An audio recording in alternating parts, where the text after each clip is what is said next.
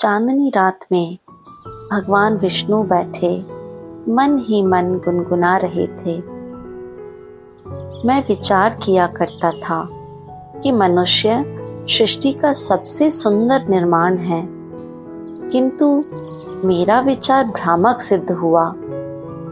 कमल के उस फूल को जो वायु के झोंकों से हिलता है मैं देख रहा हूँ, वह संपूर्ण जीवन मात्र में कितना अधिक पवित्र और सुंदर है। उसकी पंखुड़ियां अभी अभी प्रकाश से खिली हैं। वो ऐसा आकर्षक है कि मैं अपनी दृष्टि उस पर से हटा नहीं सकता। हाँ, मानवों में इसके समान कोई वस्तु विद्यमान नहीं। विष्णु भगवान ने एक ठंडी सांस खींची। उसके एक क्षण पश्चात सोचने लगे, आखिर किस प्रकार मुझको अपनी शक्ति से एक नवीन अस्तित्व उत्पन्न करना चाहिए, जो मनुष्य में ऐसा हो जैसा कि फूलों में कमल है, जो आकाश और पृथ्वी दोनों के लिए सुख तथा प्रसन्नता का कारण बने। एक कलम, तू एक सुंदर युवती के रूप में परिवर्तित हो जा और मेरे सामने खड़ा हो। जल में एक हल्की सी लहर उत्पन्न हुई, जैसे कृष्ण चिड़िया के पंखों से प्रकट होती है। रात अधिक प्रकाशमान हो गई। चंद्रमा पूरे प्रकाश के साथ चमकने लगा, परंतु कुछ समय पश्चात सहसा सब मौन रह गए। जादू पूरा हो गया।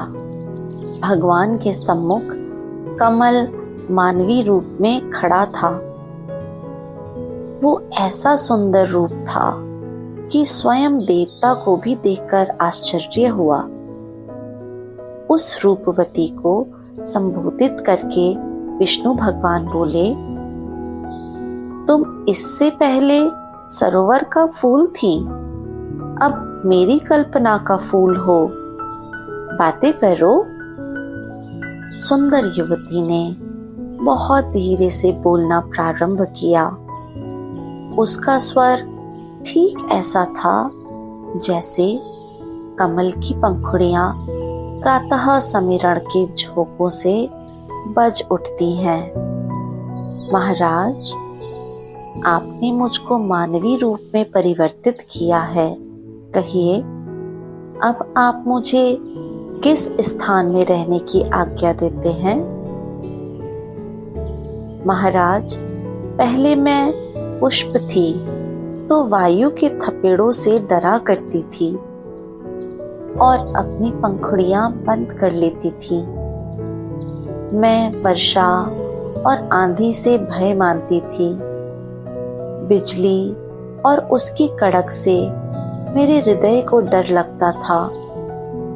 मैं सूर्य की जलाने वाली किरणों से डरा करती थी।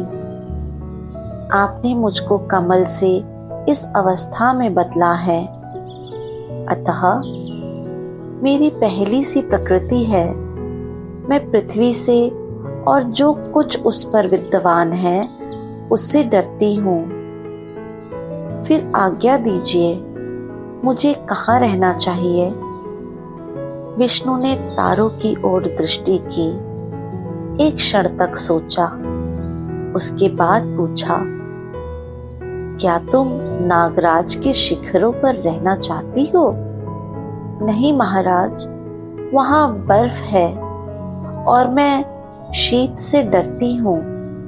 अच्छा, मैं सरोवर की तह में तुम्हारे लिए शीशे का महल बनवा दूंगा।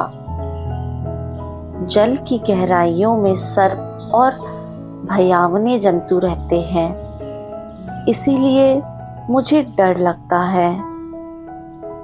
विष्णु बोले, तो क्या तुमको सुनसान उजाड़ स्थान रुचिकर रहेगा? वह बोली, नहीं महाराज, वन की तूफानी समीर दामिनी की भयावनी कड़क को मैं किस प्रकार सहन कर सकती हूँ। विष्णु दोबारा बोले, तो फिर तुम्हारे लिए कौन सा स्थान निश्चित किया जाए? हाँ, अजंता की गुफाओं में साधु रहते हैं। क्या तुम सबसे अलग किसी गुफा में रहना चाहती हो? वो बोली, महाराज, वहां बहुत अंधेरा है, मुझे डर लगता है।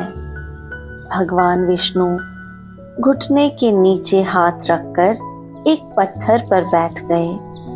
उनके सामने वही सुंदरी सहमी हुई खड़ी थी। बहुत देर के उपरांत जब उषा किरण के प्रकाश ने पूर्व दिशा में आकाश को प्रकाशित किया, जब सरोवर का जल ताड़ के वृक्ष और हरे बांस सुनहरे हो गए, गुलाबी बगुले, नीले सारस और श्वेत हंस मिलकर पानी पर और मोर जंगल में कूकने लगे, तो उसके साथ ही वाणी की मस्त कर देने वाली लय से मिश्रित प्रेम गान सुनाई देना भी आरंभ हुआ। भगवान अब तक संसार की चिंता में संलग्न थे। अब चौंके और कहा, देखो, कवि वाल्मीकि सूर्य को नमस्कार कर रहे हैं। कुछ समय के पश्चात केसरिया पर्दे जो चांदनी को ढके हुए थे उठ गए और सरोवर के समीप कवि वाल्मीकि प्रकट हुए। मनुष्य के रूप में बदले हुए कमल के फूल को देखकर उन्होंने वाद्य यंत्र बजाना बंद कर दिया। वीणा उनके हाथों से गिर पड़ी। दोनों हाथ जंघाओं पर जा लगे। वो खड़े के खड़े रह गए, जैसे सर्वदा कीम कर्तव्य विमूढ़ थे। भगवान ने पूछा, वाल्मीकि, क्या बात है? मौन हो गए। वाल्मीकि बोले, महाराज, आज मैंने प्रेम का पाठ पढ़ा है, बस इससे अधिक कुछ न कह सके। विष्णु भगवान का मुंह सहसा चमक उठा। उन्होंने कहा, सुंदर कामिनी, मुझको तेरे लिए योग्य स्थान मिल गया। जा, कवि के हृदय में निवास कर। भगवान ने वाल्मीकि के हृदय को शीशे के समान निर्मल बना दिया था। वो सुंदरी अपने निर्वाचित स्थान में प्रविष्ट हो रही थी, किंतु जैसे ही उसने वाल्मीकि के हृदय की गहराई को मापा, उसका मुंह पीला पड़ गया और उस पर भय छा गया। देवता को आश्चर्य हुआ। बोले, क्या कवि हृदय में भी रहने से डर रही हो?